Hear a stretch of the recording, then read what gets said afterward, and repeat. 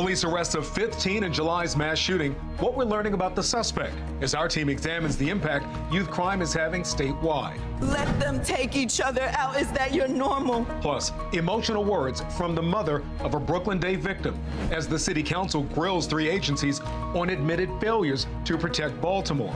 The unanswered questions we still have. Then, the fight to hold young offenders accountable. The 2 controversial juvenile justice laws state leaders are discussing as we press the governor if action should be taken now.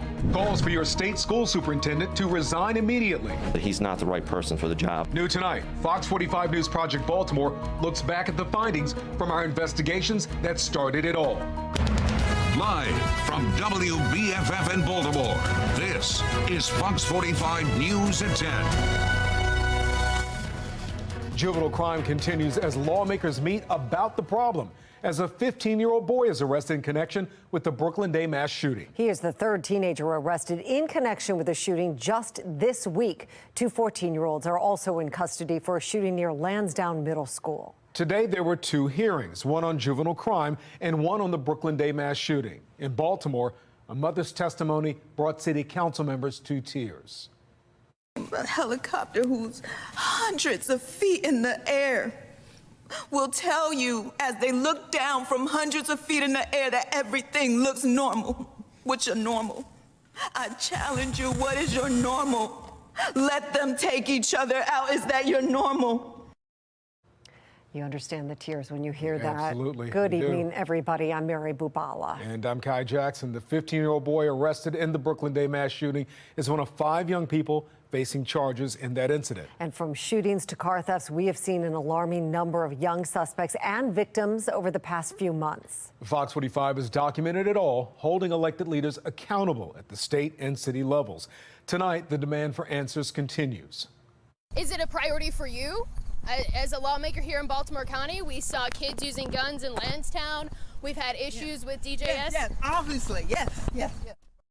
As you see, Mackenzie Frost pressing lawmakers in Annapolis after an hours-long hearing on juvenile justice. Rebecca Pryor has a closer look at the emotional Baltimore City Council hearing on the Brooklyn Day mass shooting that ended early in tears. But our team coverage begins tonight with Jeff Abel and just how bad the juvenile crime has gotten in the past few months. Jeff? Well, police did make one more teenage arrest today in connection with that Brooklyn mass shooting. It is the latest turn of events as police struggle to stop a trail of teen violence.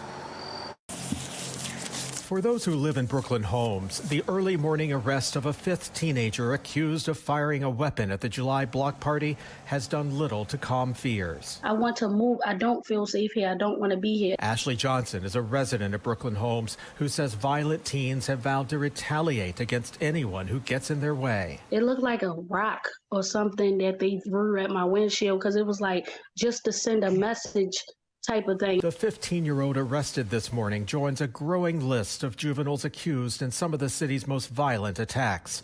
In May, 2 brothers, ages 14 and 18, were charged with murdering a T-Mobile store worker in Canton. One of the suspects was already under the supervision of the Department of Juvenile Services when he was arrested for murder. These kids keep committing these crimes and they're not being punished for it. This week, the trail of teen violence led to Lansdowne, where police arrested 2 14-year-olds for a shooting behind the middle school. No control, no parental control, because it starts at home. It starts at home. So far this year, hundreds of car owners have been victimized by thieves, some of them in 5th grade. The child that was driving the car was an 11-year-old boy. In less than 5 minutes, 2 young thieves had driven away with Norma Trotter's Kia Sportage. Police say an 11-year-old crashed her car just down the street. Officers released him to his parents, unable to criminally charge him. Police reports indicate the 11-year-old had been involved in as many as 17 other car thefts, but because of his age, he was sent home. They're catering to the children. They're catering to the lawbreakers. There's enough of this going on that the family, the community, the laws, the mayor need to do something. That 15-year-old arrested today in connection with the Brooklyn mass shooting is not accused of injuring anyone, but is accused of firing his weapon at several people during that mass shooting. We're live tonight. Jeff Abel, Fox 45 News. Jeff, thank you. A meeting in Annapolis about juvenile violence lasted for hours. Some people blamed the media, saying the coverage has been unfair and encourages police not to do what they can to hold juveniles accountable. We see some police forces who are not utilizing the hotline at all. And we have seen that there has been a severe drop since rhetoric in the press attacking SIPA started earlier in the summer. Well, Fox 45 News has been covering the juvenile crime problem for months, and we've been sharing the very real concerns we've been getting from law enforcement, prosecutors, and families around the state. We've heard from parents afraid for their children's lives. That includes the mother of a 14-year-old girl who says her daughter has been arrested several times and has even been shot, but the juvenile justice system has failed her. Law enforcement has also come forward starting in January when the Anne Arundel County Sheriff's Office shared more than 7 pages worth of crimes they say children committed but were too young to be prosecuted.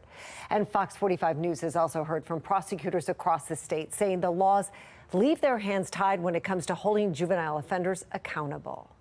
If we don't do something to hold these young people accountable, they will continue to run and almost have lawlessness in our cities. And we can't have that. Some of our laws that have been passed recently do make it a little more challenging for us to hold them accountable. And that's sort of playing a role in some of the issues we're seeing at the moment. Well, those prosecutors complain about 2 current laws. The Juvenile Justice Reform Act states children 13 and under can't be charged with certain crimes like stealing cars. And the Child Interrogation Protection Act states police can't question any children as a suspect or witness without notifying parents and getting approval from an attorney. Those laws are a big part of the conversation during today's hearing on juvenile crime in Annapolis. We need to stop making excuses for these kids. They know exactly what they're doing, and it needs to stop. There have to be adjustments to the way that the laws have been created. Fox 45's Mackenzie Frost continues our team coverage as lawmakers question the Department of Juvenile Services and other agencies. It's an empty state house as lawmakers decided to hold a hearing virtually about the juvenile crime crisis impacting communities all across Maryland, and a marathon of questions about how to hold kids accountable for their crimes while prosecutors are pushing back on supporters of the current laws. Critics of the current juvenile justice system hope a new legislative building won't be the only thing under construction. Some of our current laws inhibit our ability to successfully interact with our youth. If a crime clearly has occurred, we should allow our officers to take action, and it's frustrating to the community that we cannot. They see no reason to stop committing crimes because we are giving them no reason not to. A virtual hearing bringing lawmakers and stakeholders together to talk about the juvenile justice and crime crisis in Maryland. Department of Juvenile Services Secretary Vincent Schiraldi touting the decline in crime among Maryland's youth, but that trend turning upward when talking about kids shooting people. And lawmakers question whether the statistics are accurate. I'm not sure it's because there has been a drop in juvenile crime. I think the numbers have simply dropped because in many cases, police officers have not brought charges in many cases.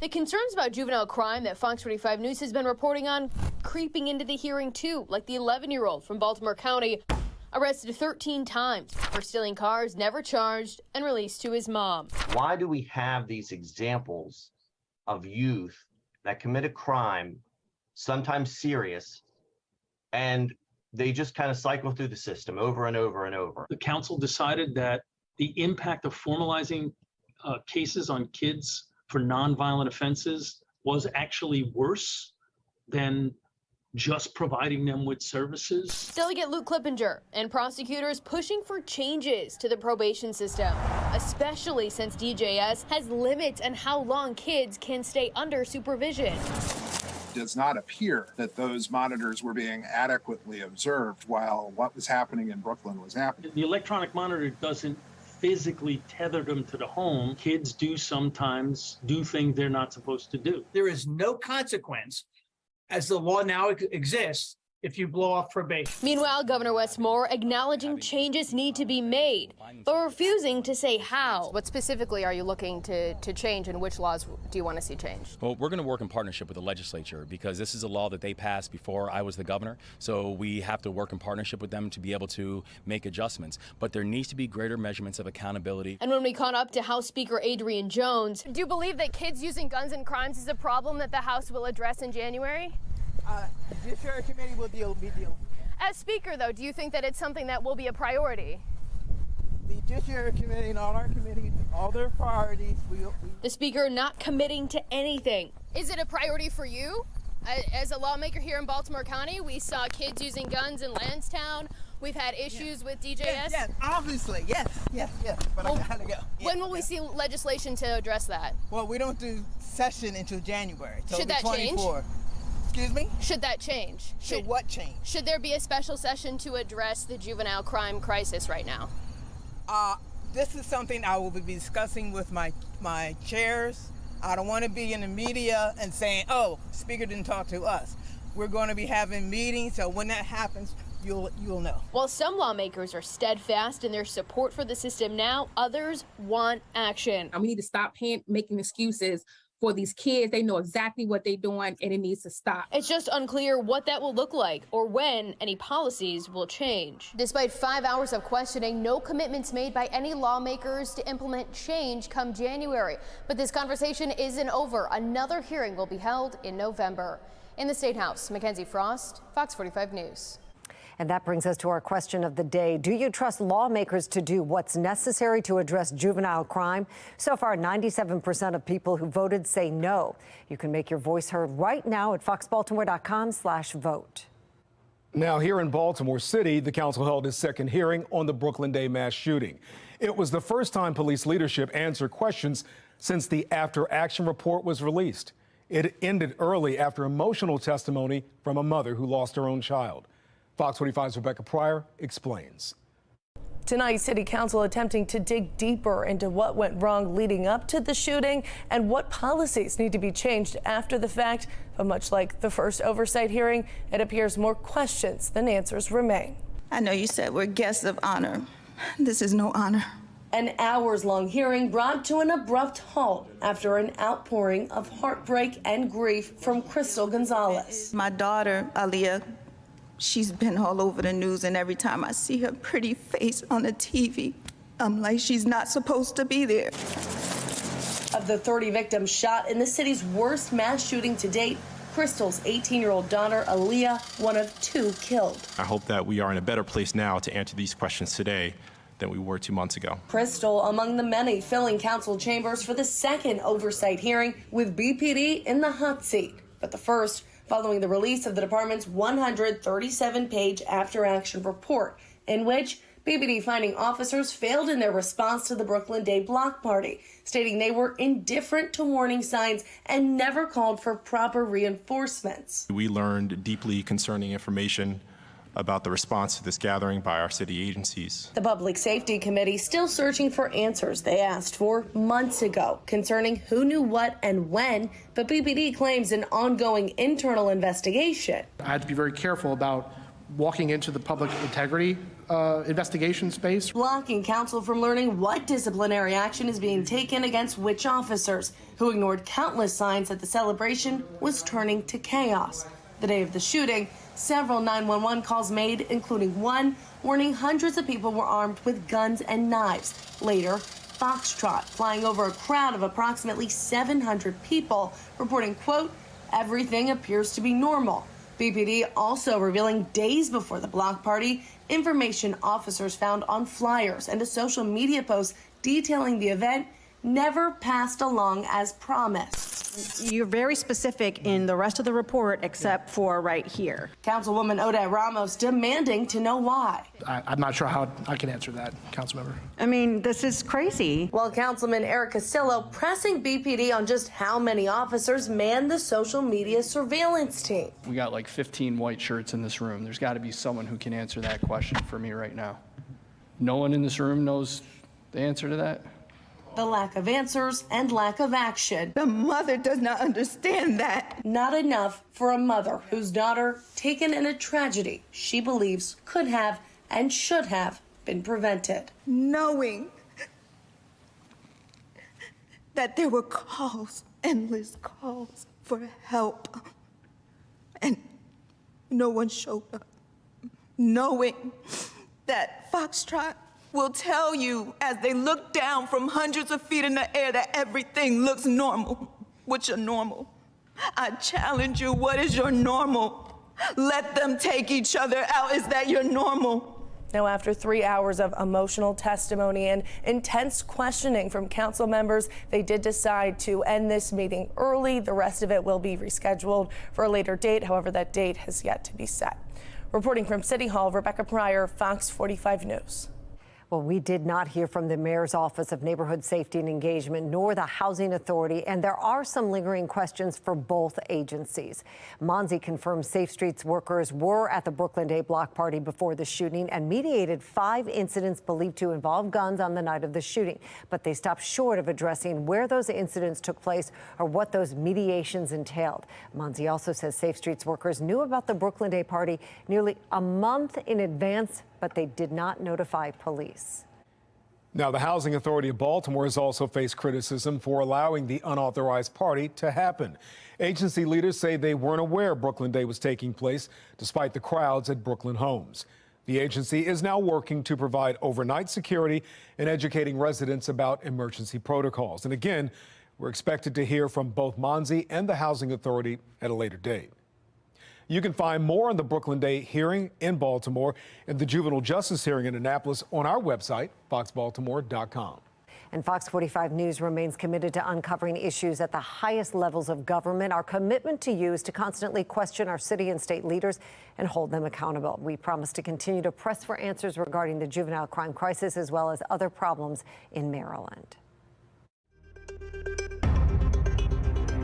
From Baltimore City Schools. I think parents would like to hear directly from you, the parents that go to these schools. All the way up to the Maryland State Department of Education. Mr. Chaudhary, can we ask you a couple questions about your department removing test scores from the website? 2 leaders under fire in the wake of Project Baltimore investigations, raising serious concerns over transparency and poor judgment. There cannot continue to be scandal after scandal after scandal. The state superintendent of schools denies using an encrypted messaging app to communicate with high-level employees. You've never used Signal for your job? Thank you. Hey, Coach, do you think you should say something, though, to your players? A city schools police officer and star football coach facing federal charges. You want to say something to your players, Coach? Accused of racking up more than $200,000 in fraudulent overtime. And the district didn't catch it? The answer is the answer. We know that they put things in place. Project Baltimore exposed the problems. Will elected leaders finally take action? The results we're seeing right now are not satisfactory results. I demand better.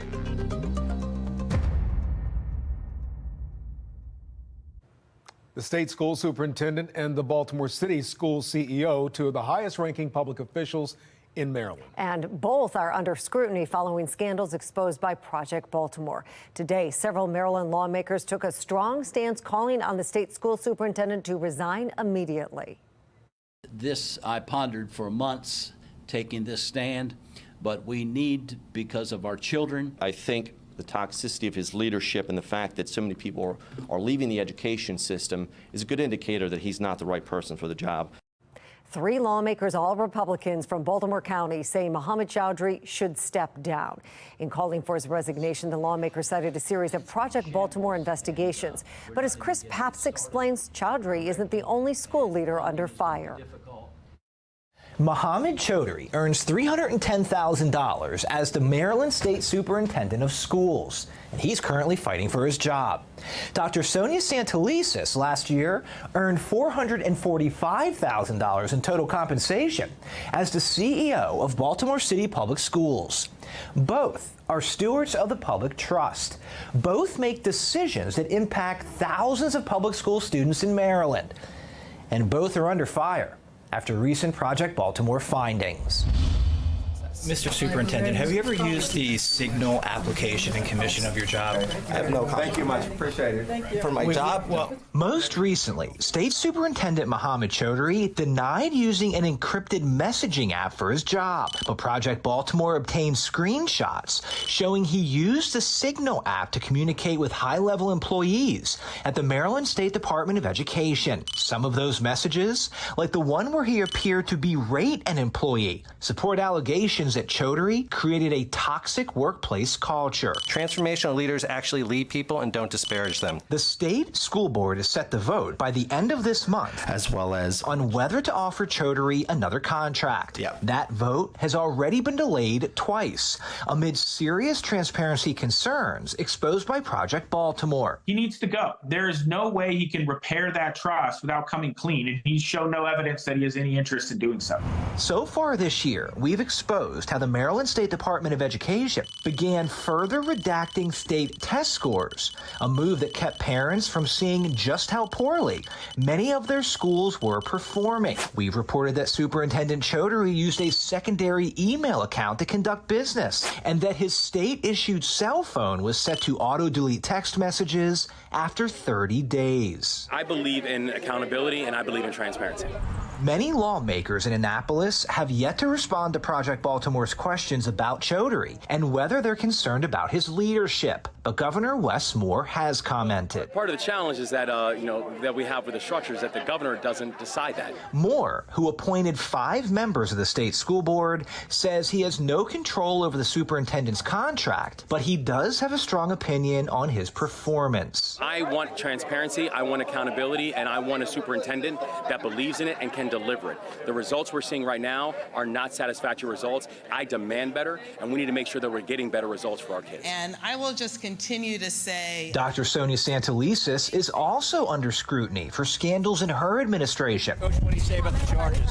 On Friday, Baltimore City Schools police detective and 8-time state champion football coach Lawrence Smith was indicted on federal charges of overtime fraud and tax violations. The indictment alleges what Project Baltimore first reported back in January, that Smith was logging overtime when he appeared to be somewhere else. We found several possible examples, including Facebook Live videos that showed Smith driving a boat on the Chesapeake Bay or coaching football when his overtime form said he was working. Hey, Coach, do you think you should say something, though, to your players? Smith is accused of fraudulently obtaining more than $215,000 in overtime, and the district didn't catch it? Chris Pabst from FOX45. We know the district was aware of our reporting back in January because we tried to get answers about the overtime approval process. Do you guys have concerns about how the overtime is issued in police department? So, I mean, again, just check our statement that we gave you. But your statement leaves out a lot of really important things. Like, for example, how can a police officer who's driving a boat be putting in a form for overtime? We can come this way. Can the school system explain that? I mean, these are taxpayer dollars. And the school system constantly says it doesn't have enough money, but it does appear to be money paid. Go to the statement we gave you, because that's why we answered those questions in the statement. But the district will not explain why 4 months after we exposed his overtime discrepancies, Smith was promoted to corporal. Dr. Santelises has repeatedly refused to answer our questions about this and a number of other issues. A former city schools principal told us that your administration is instructing schools to not leave report cards blank. Make sure that I present to City Council. Allegation. The allegation is that you're falsifying report cards. If you continue to submit questions, we'll answer those. You'll answer that question? Absolutely, Chris. Make sure you submit it. So good to see you. Baltimore City is facing a devastating reality. From schools where 0 students tested proficient in math, to grade changing and inflated enrollment schemes, the issues Project Baltimore has exposed Enough is enough. have prompted protests from community members calling on Santelises to resign.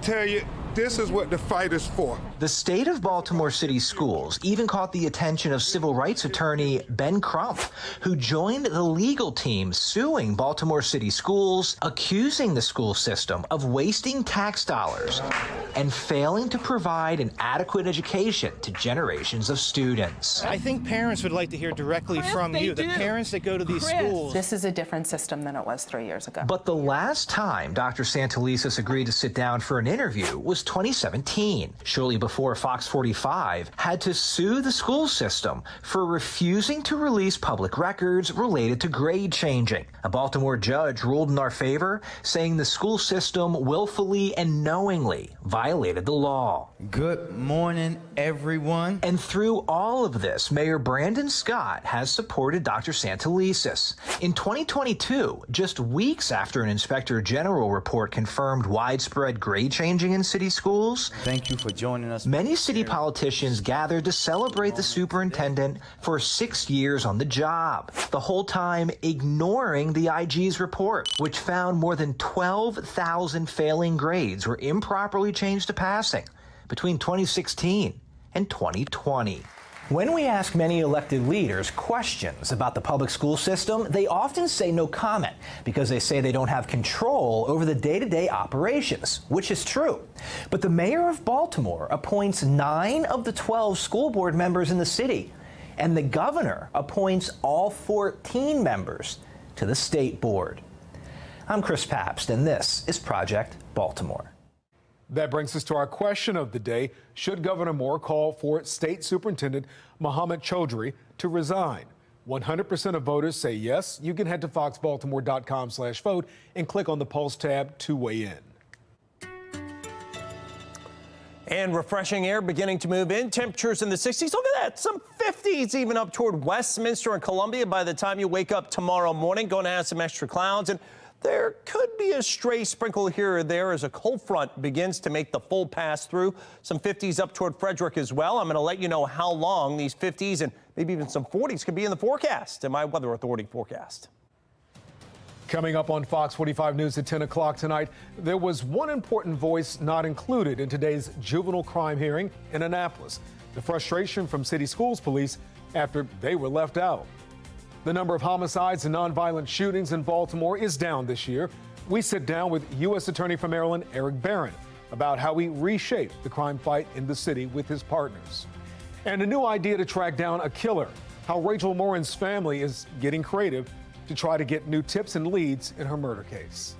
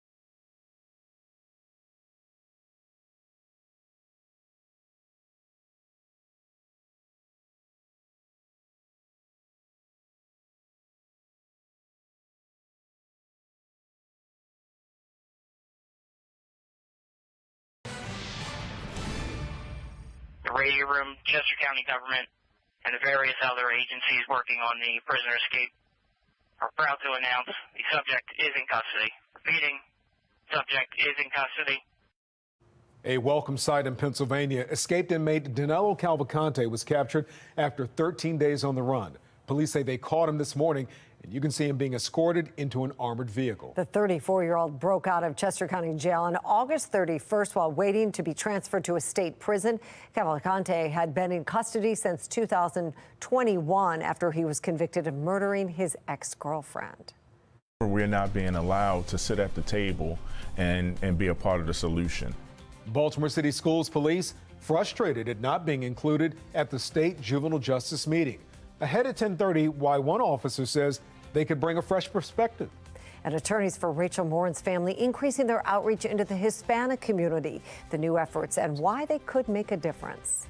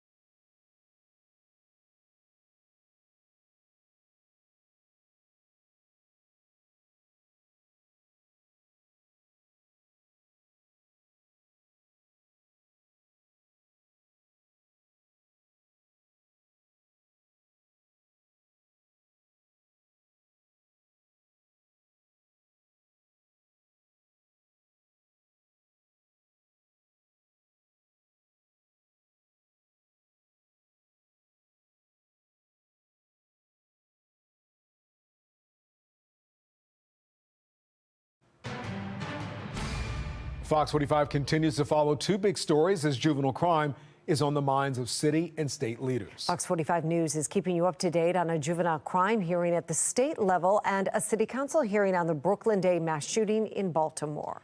Now, we do know a 15-year-old has been arrested in connection with the shooting, the fifth young person to face charges, but no one has been charged with actually killing two people. That's right. And during today's council hearing, the mother of one of the victims shared a tearful testimony, frustrated with police response to the shooting that night.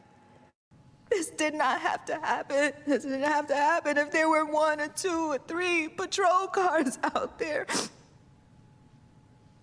I'm sorry, guys. As I said, this is my life. Well, Baltimore City Police did acknowledge failures in their actions before and after the shooting. They say they've already made some staffing changes, and this is an ongoing investigation. But City Council President Nick Mosby criticized City Police. He says they aren't addressing the root cause of the tragedy.